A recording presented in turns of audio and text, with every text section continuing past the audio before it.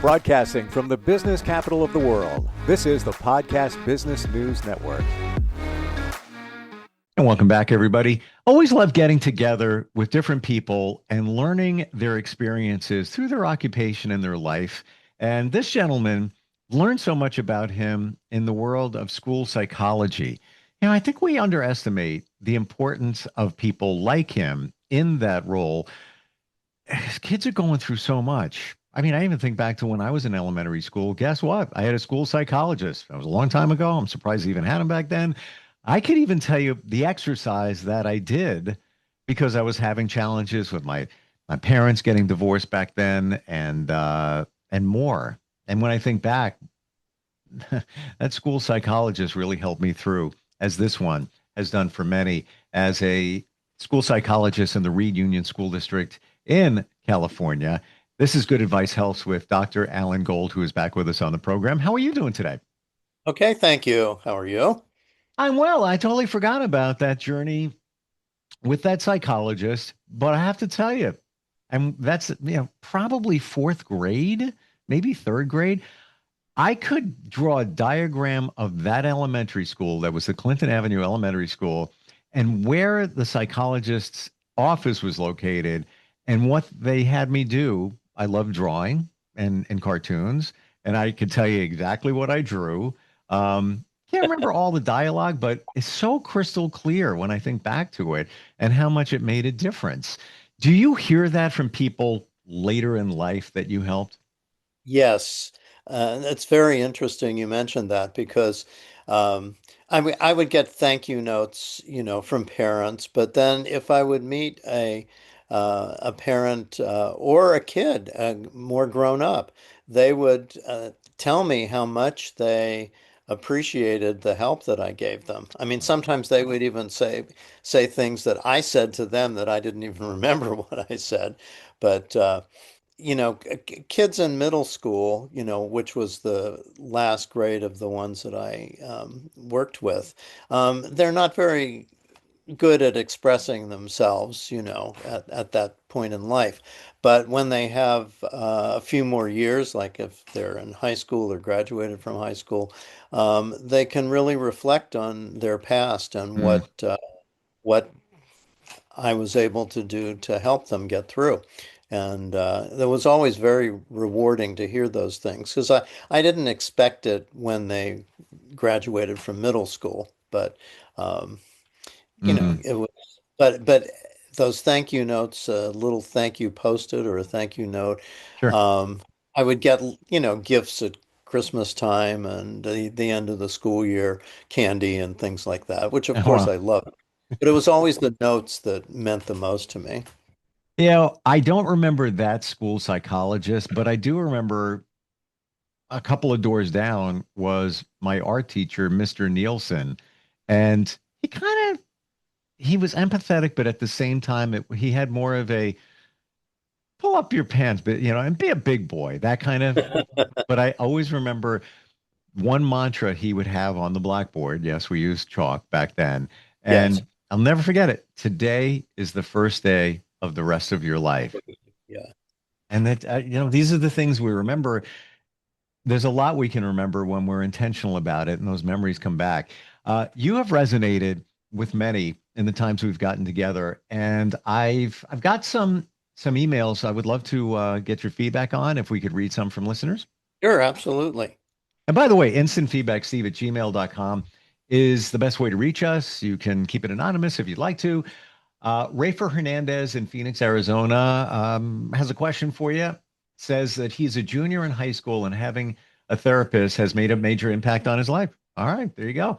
He says, I need to pick a major and wondered if a therapist is like a school psychologist. Okay, very good question. If he's interested in either one, certainly psychology would be an excellent major for him. You said he's a junior in high school. Yeah. Yes, so um, the school psychologist job is, I always looked at it as sort of a Renaissance person because there's lots of different components to it, some of which is therapy.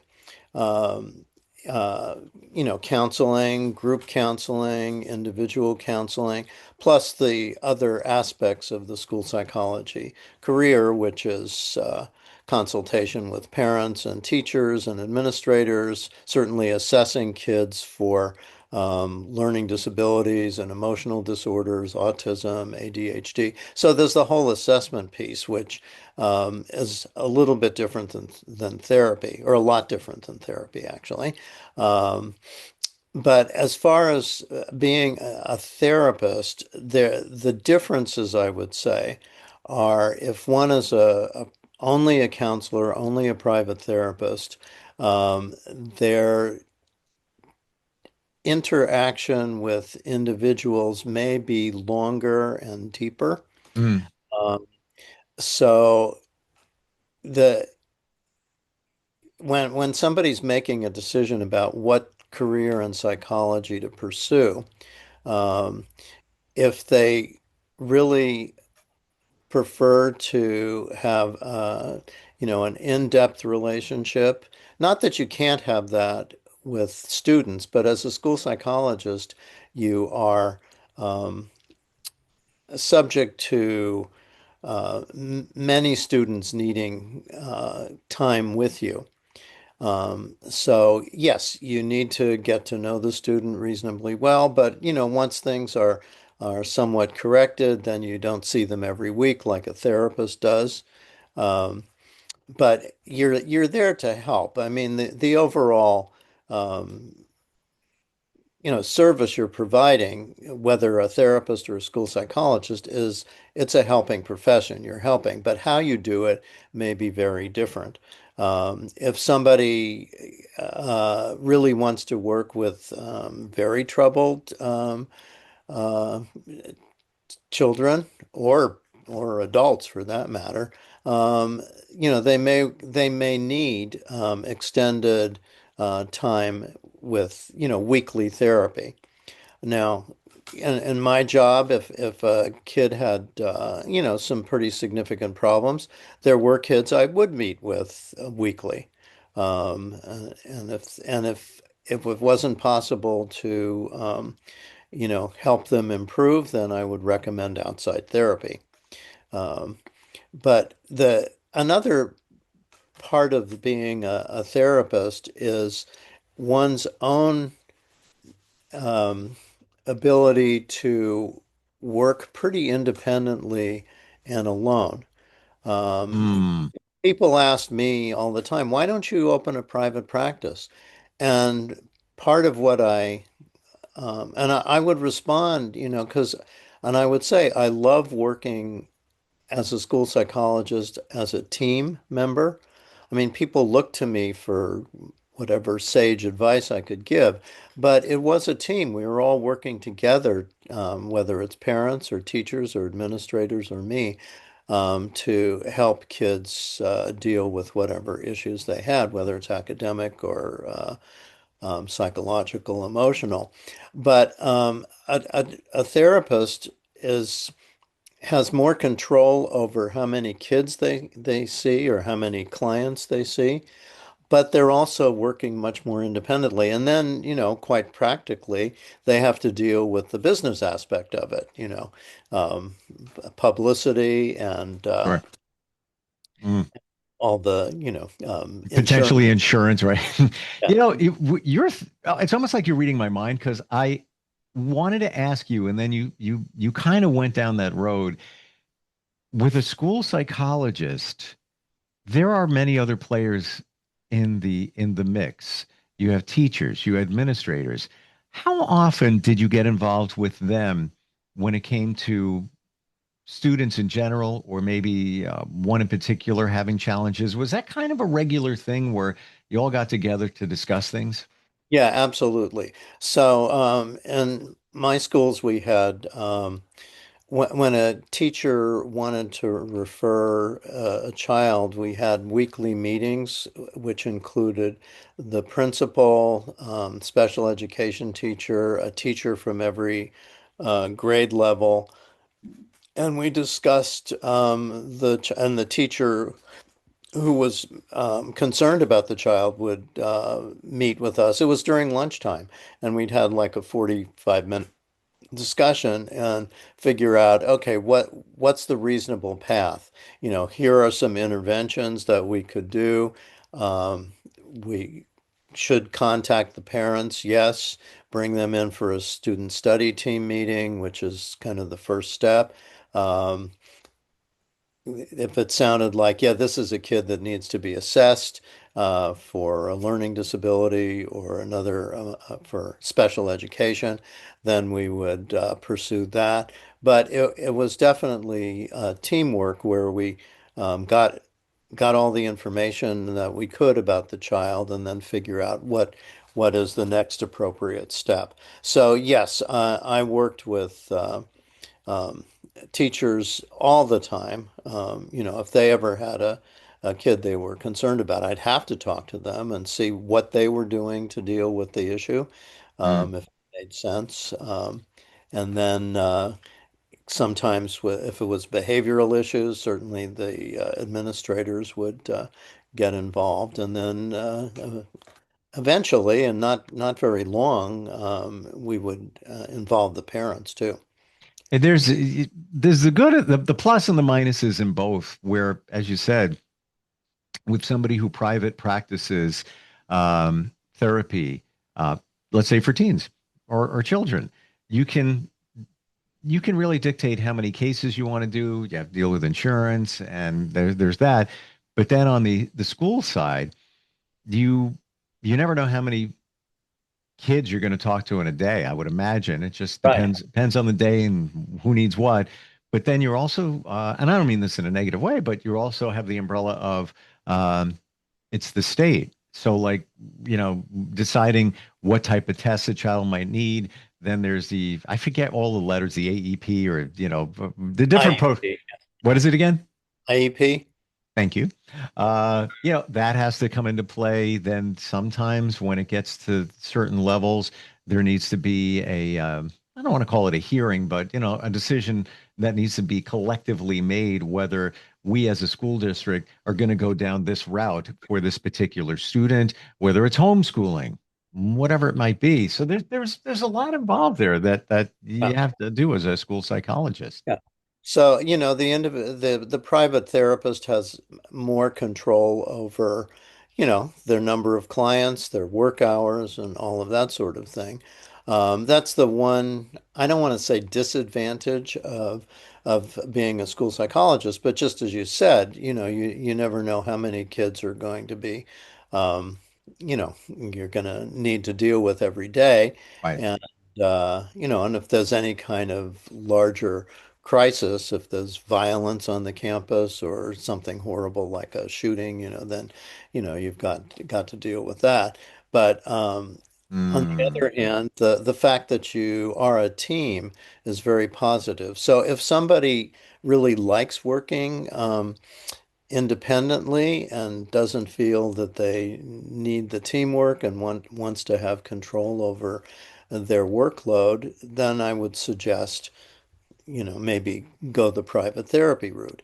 If they really like being a team and sharing ideas, I mean, I always felt it was a benefit, to talk over ideas with, or, situations with people, and just the brainstorming often gave me an idea that I might not have thought about all by myself.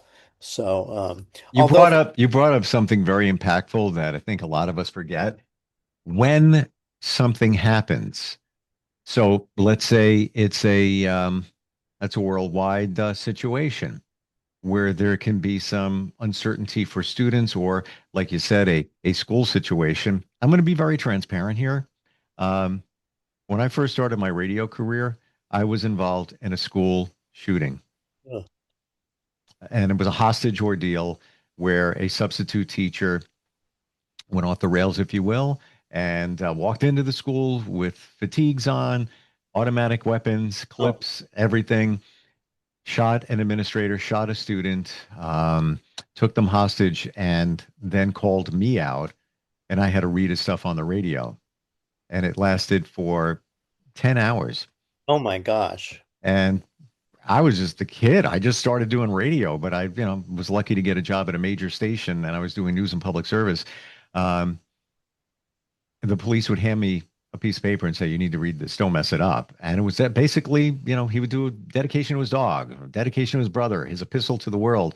Um, the people shot survived. As I read those things, he would let others go, and eventually he let everybody go. At 8:43 at night, um, he requested the song "Fooling Yourself" by Styx, and the lyrics go, "Just take your best shot and don't blow it, don't blow it." And that's where he ended his life. He shot himself. Oh, geez. Oh my Um, God. but talk about the impact of school psychologists. If you Google it, there's some articles out there in the Times where these students talked about their journey, and they do mention about the school psychologist walking them through it and getting them back on track. That's where that's where it's go time for somebody like yourself. Yeah. Yeah, Yeah. absolutely. And So even worldwide events, even 9/11, my gosh, oh, I know. I was just going to say 9/11. I know you were back east, I was yeah, in California and not that many people were affected by it. But I remember watching it on TV that morning and then discussing with the superintendent how we were going to handle this. yeah, Um, you know, yeah. and there It, were even kids who knew people back, not very many, maybe one or two who had people back east, So yeah, but you have to think about those things. Look at that through the eyes of a kid. Even in California, everybody's in kind of freak mode, wondering what's going to happen next. Is it going to affect us? They're hearing their parents, they're hearing media messages. Um, Yeah, how does a child deal with that? They talk to yeah, somebody. yeah. Wow. And just talking about it helps. Yeah. Can we go to another email? Yeah, I hope that addressed the question that It really did, and it gave both sides of it. Private practice, working with the school. It depends on what fits you best. fits you This back. Right. this one is from Alicia. She's in Alexandria, Virginia, Okay. and not a career question, although we have a few in a moment. But she says, "My son is 11 and having anxiety about us moving to another town in a few months. I wanted to do it before school started, but it wasn't possible. Can you offer any advice to make this easier on him?"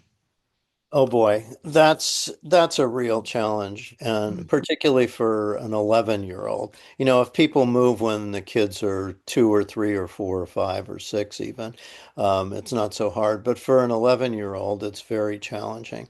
mm, One thing I would ask, is this a socially adept young person? Um, because and have they ever moved before? My guess is that they haven't. And it's really hard. By the one good thing is that with electronics these days, kids can mm. stay in contact with their old friends. Um, it depends again how far away the new place is. The more that they can prepare, you said a little boy. Yeah, son is 11. Son, yeah. Like take him to the new house, introduce him to the new school, see if the school can set up, if they have any way, because that's one thing we did. If there were a new student to a school, we'd try to set them up with a new friend to welcome them to the new school. Um, and Mm, a lot depends on this child's experience. If the kid went to summer camp and had to meet new kids, that's helpful. If mm. they ever moved before, that would be helpful Can I too. jump in here? Because this Yeah, is where sure. your expertise comes in. We take it for granted. Kids don't know how to meet other kids. So now Yeah, you go to that new school. Now what do I do? I'm sitting in yeah, the lunchroom by myself. I'm walking on the, during activity period on the playground. They don't have those skills on how to meet somebody else. And right. we Well, forget some about kids that. do and some kids don't. Yeah. I mean, and I think it's even harder now. Like I would talk to Mm, kids, what how do you think you would get to know somebody else? What questions could you ask them? Like everything from do you have any pets? What's your favorite color? What do you like? What's your favorite video game? Uh, Mm, just asking a bunch of questions. And it really depends. Now, if this little boy is very shy and it sounds like he's anxious, mm, he may need some outside counseling or counseling in the current school. It would be really good if the parents could make a connection with like a school psychologist in the new school. Hey, John, it's really mm. great to welcome you to our school. I'm here to talk to you and to so just making that connection, Sure. so a lot of it depends on the kid's personality. Some kid, like I just went, I had a former student and his little brother. They were in fourth grade and sixth grade and moved to Australia. And actually, I ended up doing Zoom meetings with the older one.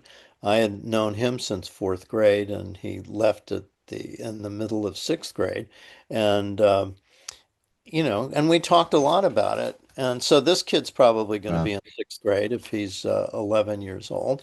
And hopefully he can talk about the difficulties. Now, he may miss his old friends.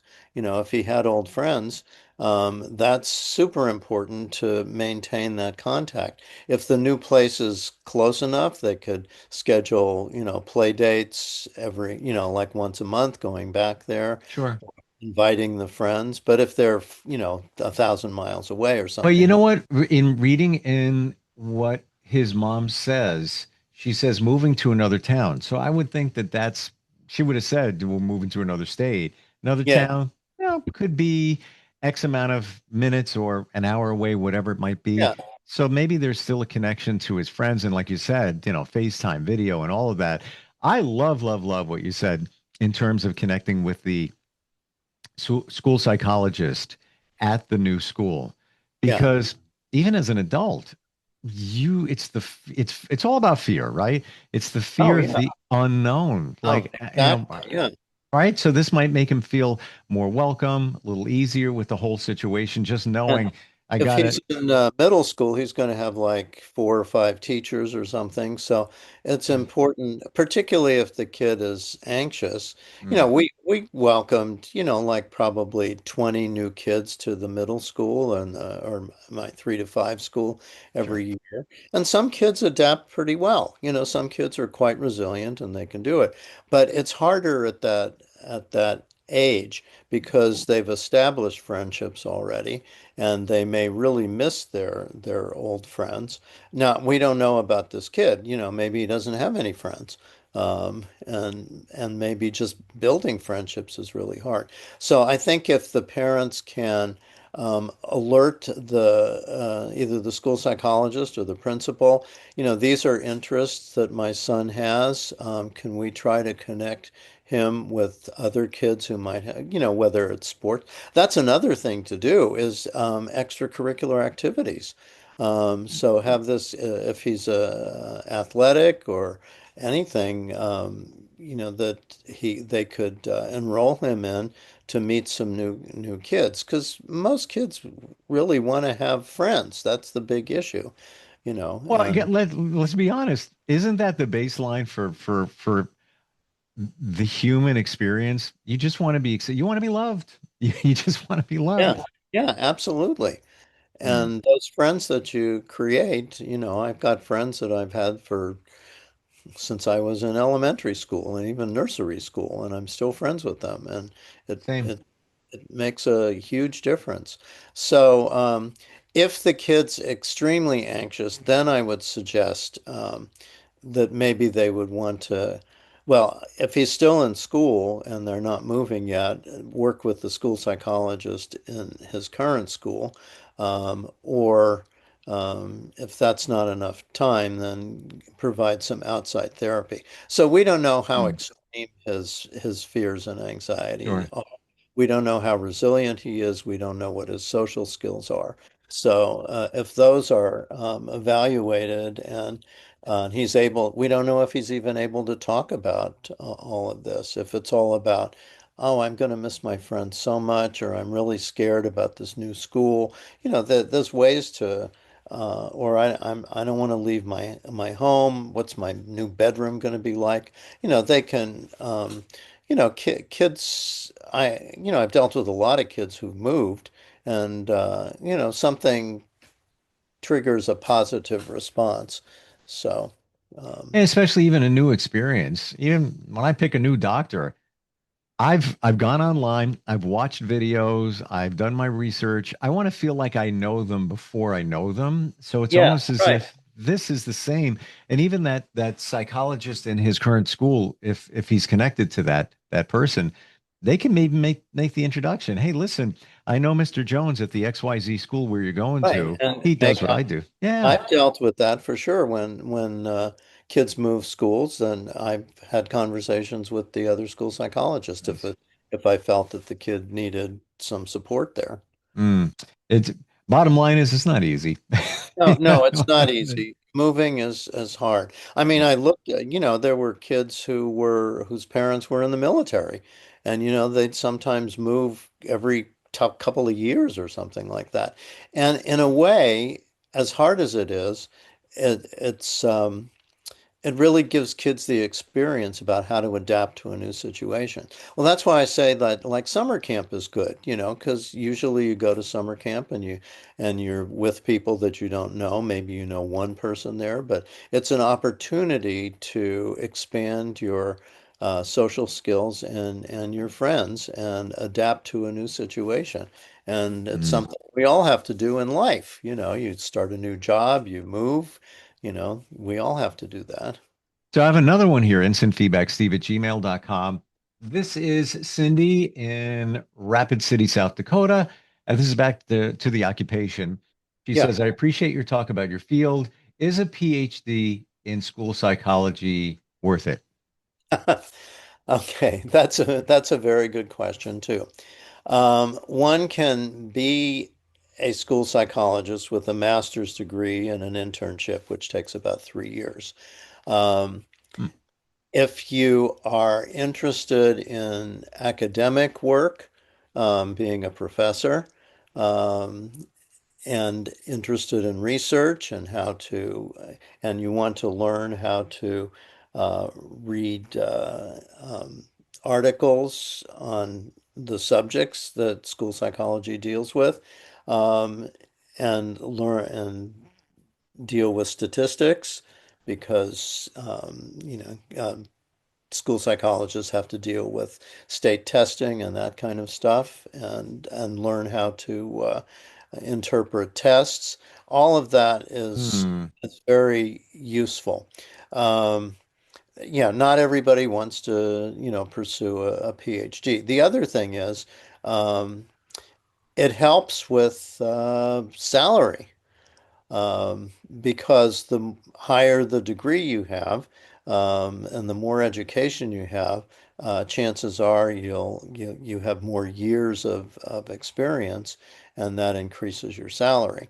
But some people just aren't interested in the research part of it. They want to do the interactive part with students and work in the school. But the other thing that I would say is that there is so much to learn about the field of school psychology. I didn't think that 2 years was enough.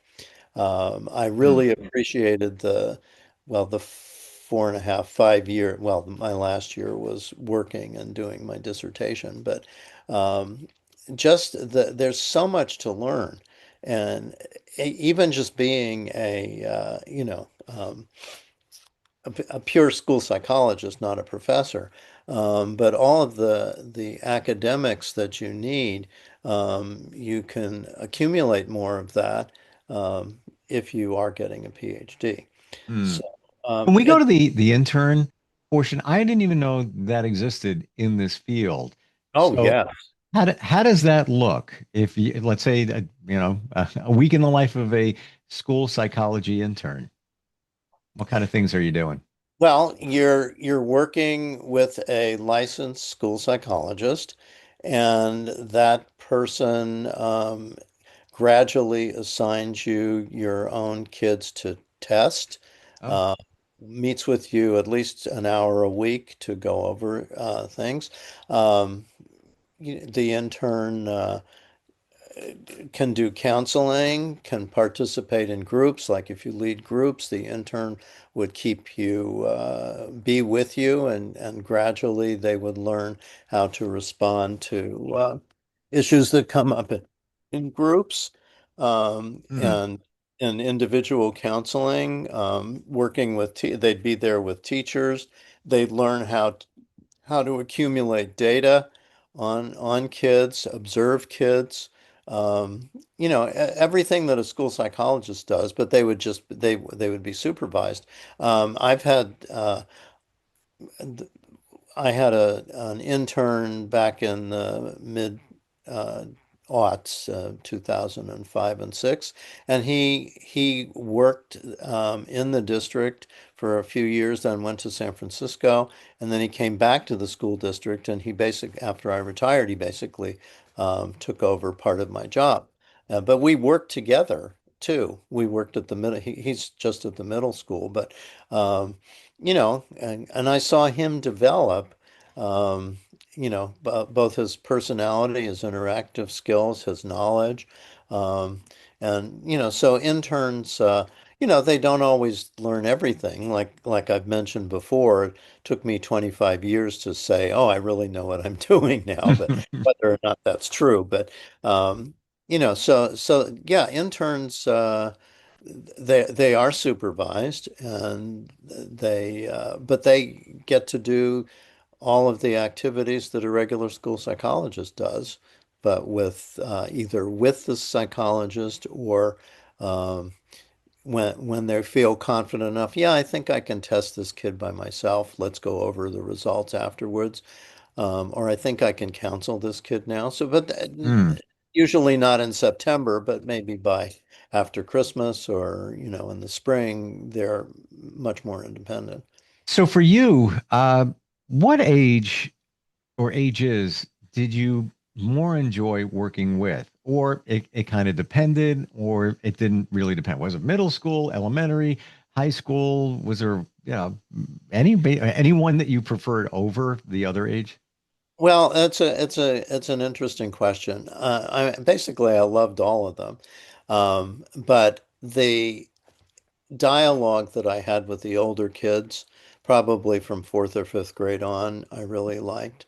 Um, and I didn't have the, sort of management problems like with seventh graders. The teachers might, so I loved working with the older kids because I spoke with them like adults. But the little kids, I'd get hugs from them and things like that. Hmm. When I needed to give up one of my schools because the population got too big, I gave up the kindergarten to second grade school.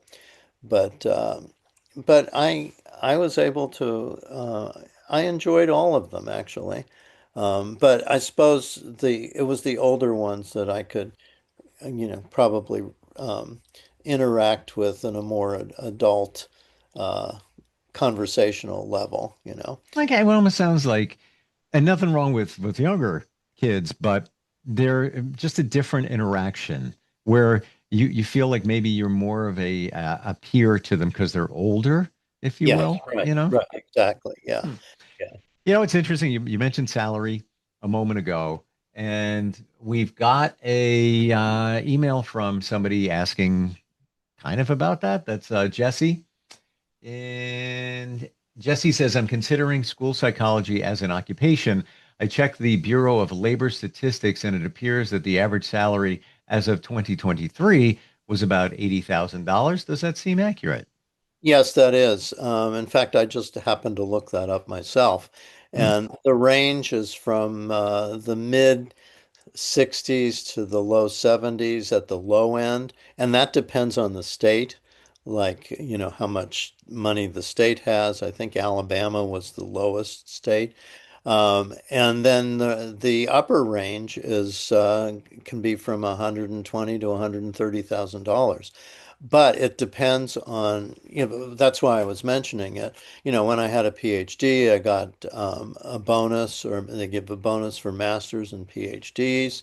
There was more, more years. So the more you have worked, your salary goes up. Like when I started in 1976, I was getting $10,000 a year. That was all. And when I retired in 2023, I was getting about 120,000. So, Wow.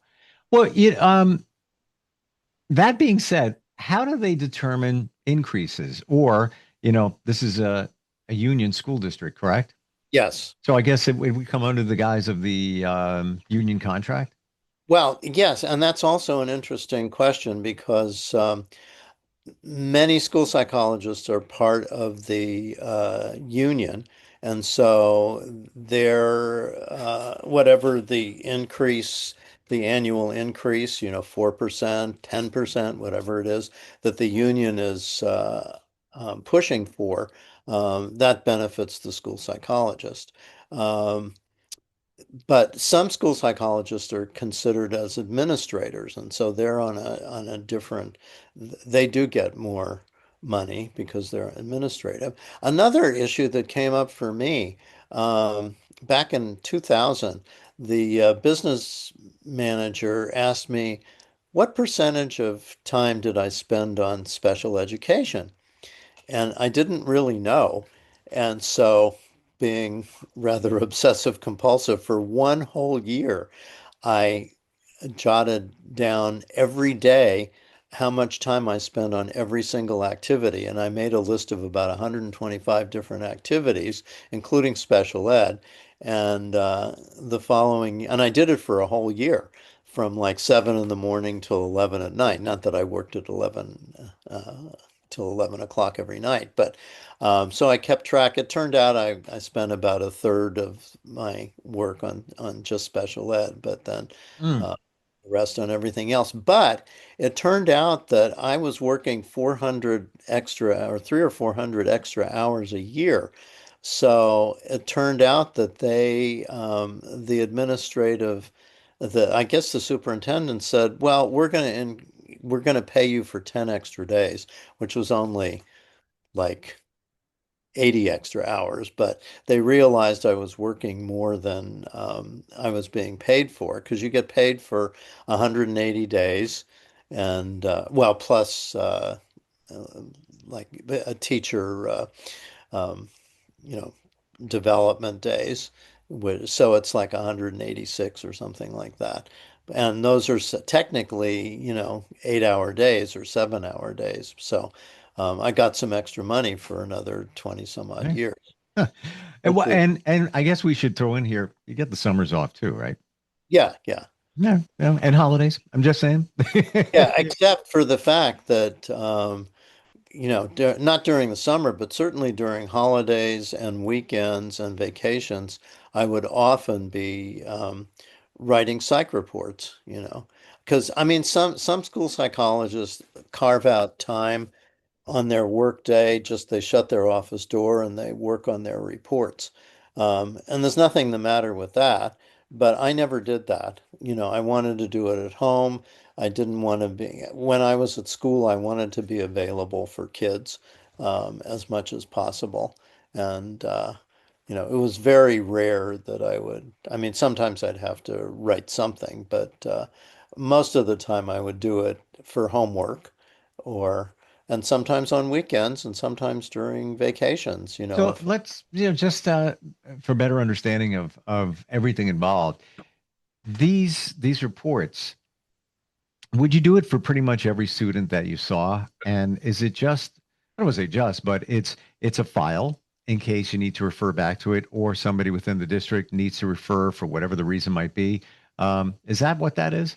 no, the only reports that you have to do are those that are special education referrals. Gotcha. Okay. And you have 60 days to complete the assessment and to complete the report and have what's called the IEP meeting, individual educational program for the student. So there's time limits on that, and that can be, Mm. there's pressure on that, Oh uh, yeah. because once the parents sign the permission for the assessment, you got to get on it, and then know that it may take a week or two to write the report. And I always wrote mine with the resource specialists, so we conferred, and I would write my report, she would write her report, and then I'd merge them, and we'd catch each other's typos and all that sort of stuff. But it was great to do that sort of work, with somebody else. But those are the reports that needed to be done. And then you also had to do not necessarily reports, but records for kids who had 504 plans. I don't know if you know what one of those I've is. I've heard of it, but I'm not 100% sure. Yeah, it's um, a part of it's a section of the um, people with Disability Act that was, I think, started in 1975. So if you assess kids for like ADHD, yeah, you have to make a record of, which documents why you are saying that this student needs a 504 plan. Okay. So there's enough outside documentation. And then when I was first starting, I would take notes on my counseling with each kid so that I would put that in their personal file. And so I had a record of that. I kind of stopped doing that, but many school psychologists, they keep a record of their interactions with kids so that they can refer to that. Um, so yeah, Well, so I those don't think, have to be formal. The reports have to be formal. well, it's state sanctioned, They, you know, yeah, federally mandated. Yeah. right? Um, One thing I detect in you, Alan, is that you have an amazing memory. These are very finite details. Little Johnny's got a problem. He's getting bullied by, Mario. Then you got Sally over here, and her parents got divorced, and she's going through some. Every time we've talked, now, we don't get deep into names, but the situations and scenarios seem to be etched in your mind. And there's so much to keep track of, and it can get emotional too, Oh and yeah. trying. But did you find that that worked to your favor to be able to recall, Oh yeah. scenarios, Yeah. situations? And I can't remember. Yeah, I mean, over the years, over 48 years, I saw thousands of kids, so I didn't remember everybody, but the really intense ones, yes. But yeah, and no, when you work with kids, particularly during that year, I found that my memory was pretty good, So thank you for noticing It's that. just in our conversations, like you have recall, and I would imagine that that is such a wonderful power to have because now a year later, Jimmy comes walking through the door, and you can remember that situation.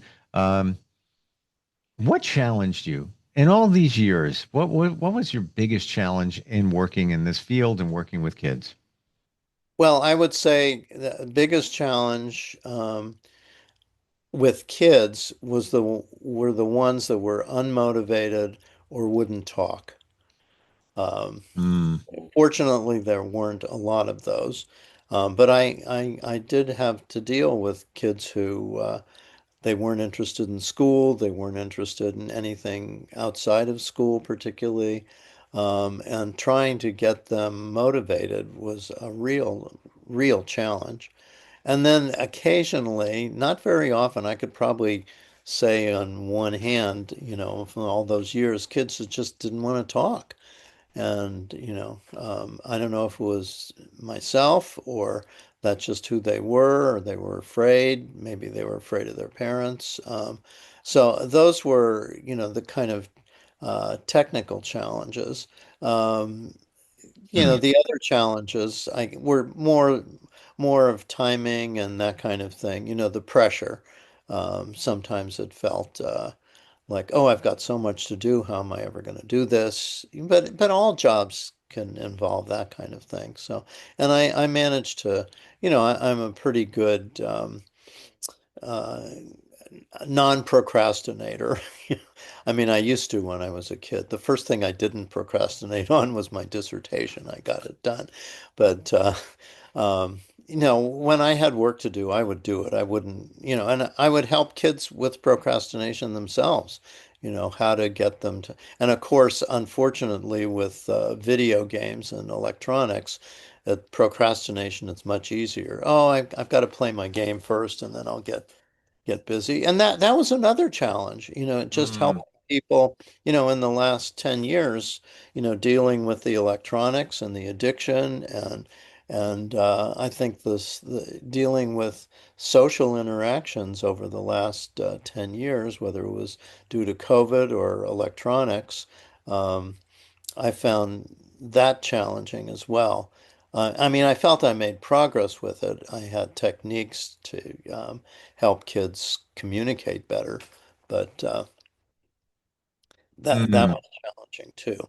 And Did I guess another another challenging aspect, since you asked, was probably parents who had very serious kids with serious attention deficit disorders, and they didn't want to medicate them. Now, that wasn't always my, oh yeah, just medicate them. But, if I had enough experience diagnosing kids with ADHD, and if I really saw it, and just sometimes, in second or third grade, and I said, why don't you try medication? And it sometimes took till middle school when they were flunking. And with many kids, it was like flicking a switch. They went from D's and F's to A's and B's when they went on medication. So having parents who were, very reticent to even try that, and I thought it mm. was necessary for the kids. So, difficult parents were challenging too. That wasn't the only thing parents could be difficult about, but You're reading my mind again because I was going there. What about parents who you felt, trying to verbalize this the best way, that may have checked out or they just didn't put enough attention on a situation, or you felt like you're not getting through to a parent. You almost want to take them, figuratively speaking here, and shake them. Do you realize you have a great kid here, but yeah, yeah. they need you to help them with this, but maybe the parents weren't, I'm not judging anybody. Crazy schedules, a lot of people, three jobs, trying to make ends meet. But did you find, at some times that rubbed you in a very Yeah, challenging no, way? absolutely. I mean, fortunately, there weren't very many, but I had, occasionally parents that, would get me mad. I wouldn't blow up at them or anything like that. I think once I did, but, a long time ago. Um, but I felt like if I can form a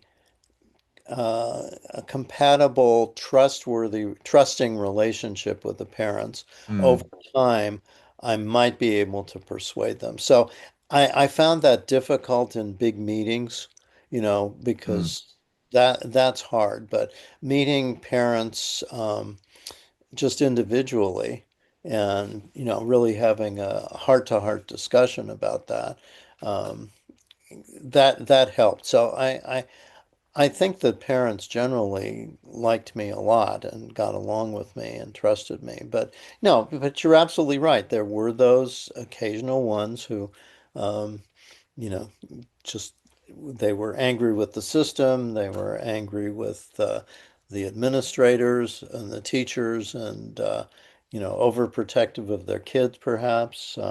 And but I didn't put myself down, for that. If I couldn't solve the problem, okay, I tried. And that's one thing that school psychologists, well, everybody, I think, has to be kind to themselves. You try hard Mm. and you're not going to solve everything. So, You know what? Thank you for saying that because we're problem solvers, especially I would imagine in your field. And oh, absolutely. sometimes you can't. There's only so much you can do, Only and there so are things out of your control. Right, and that's why I loved the teamwork because we would talk about, if I had somebody else to talk about, whether it's another one of the psychologists in my district or a teacher or special ed teacher or administrator, um, and we were really having trouble with, a family or something, brainstorming, often, you come up with, wow, I hadn't thought of that. Let's try that. Mm. And then you don't feel that was another part of being a school psychologist. I When you're a private therapist, I think you feel a tremendous amount of responsibility. Plus, you're getting paid for it. Not that I wasn't getting paid, but I was. But you're getting that direct money from your client, and you feel all that much more obligated to Mm. cure them or improve them. And if you're not, you feel guilty about it, you feel all that responsibility. But in my job, I felt, kind of co-responsibility. I mean, we're all in this together. So if I didn't solve something, I didn't, I took a lot of responsibility, but I didn't feel like, oh, I don't deserve. Directly responsible, Yeah, because there's other things at play. There's other teachers. yeah. There's, And the school. I Right. would never say, cancel my salary or something. Right. No, I see it. And actually the first question we got, today from, well, actually a few writing on the occupation. And that was Rafer Hernandez was asking the difference between a therapist, private practice, and the school psychologist or therapist.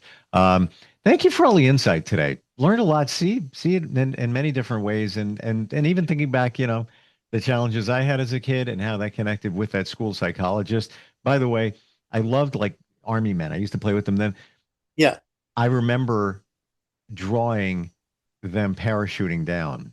And there's Huh. probably some psychological significance to that, which is way out of my wheelhouse. But that was what I remember. One of the things I did in talking to that school psychologist at that time. Yeah. Thank you for being here. All the insight. You really have. Our kids are so important, Yeah, and they are. yeah, they're going through so much, and it's people like you that make that easier, and also for the parents. Any questions in the future, if you want to reach out, instantfeedbacksteve@gmail.com. Alan, thank you so much for being here today. Truly Welcome. appreciate it. Thank you for all those questions. I hope I was able to address all of them. Yep, with detail. And for that, I thank you. Good. All right. Okay. We'll catch up soon. Okay. Thanks so much. Thank you. We'll be right back.